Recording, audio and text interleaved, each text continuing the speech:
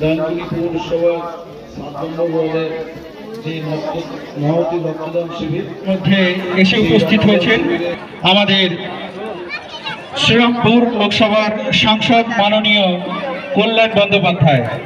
একটু জোর করতালি হয়ে যাক। আপনাদেরকে অনেক ধন্যবাদ জানাই। একজন মানুষের রক্ত আর একজন মানুষকেই দিতে পারে।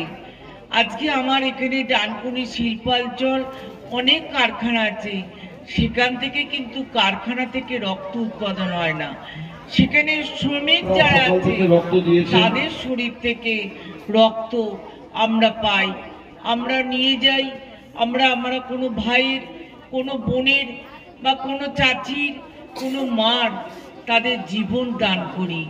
তাই আমি মনে করি আপনারা যে এই বড় একটা চিন্তা ভাবনা করেছেন, তার জন্য ওয়ার্ডের সকল মানুষকে আমি ধন্যবাদ জানাই যে আপনারা রক্তদান শিবির করেছেন।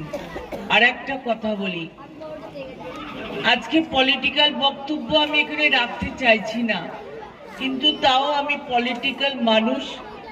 আপনাদের কাছে আপনারা আমাকে আশীর্বাদ দোয়া করেছেন বলেই আমি 3 বারের আজকে এমএলএ এখানে, এবং হুগলি জেলার সব থেকে বেশি ভোটে আপনার এই আশীর্বাদ দোয়ায় আমি জিতেছি।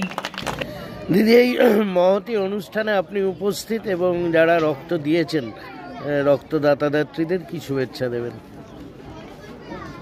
রক্তদাতারা যে এগিয়ে এসে আজকে রক্ত দান করছে, এটা তো একটা মানুষের জন্য কাজ করছে। আমাদের মাননীয় মুখ্যমন্ত্রী, ওনাকে প্রথম কথা আমি আমার প্রণাম জানাই।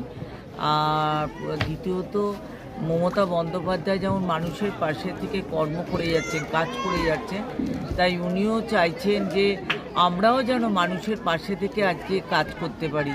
তাই আজকে আমি 7 নম্বর ওয়ার্ডের কাউন্সিলর কুসুমকে ধন্যবাদ জানাই যে আজকে এটা মহতী একটা অনুষ্ঠানের যে দায়িত্ব নিয়ে যে কাজ করছে, মানুষ যে এগিয়ে এসেছে, যে আর একজন মানুষের শরীরে এই রক্ত গেলে সে সুস্থ হয়ে উঠবে, আজকে বাংলাকে নতুন পথ দেখাবে। আজকে সংখ্যালঘু, এটা আমার সংখ্যালঘু জায়গা, অনেকেই বলতেন সংখ্যালঘুরা ভয় পায় রক্ত দিতে, তা আজকে আমার গর্ববোধ করছে যে আজকে সংখ্যালঘু এলাকায় মানুষ রক্ত দিতে এগিয়ে এসছে, সংখ্যালঘু ভাইরা। তার জন্যে তাদেরকে আমি অনেক অনেক শুভেচ্ছা ভালোবাসা জানাই।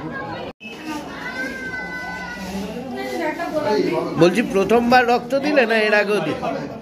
কোনো ভয় লেগেছিল? আচ্ছা,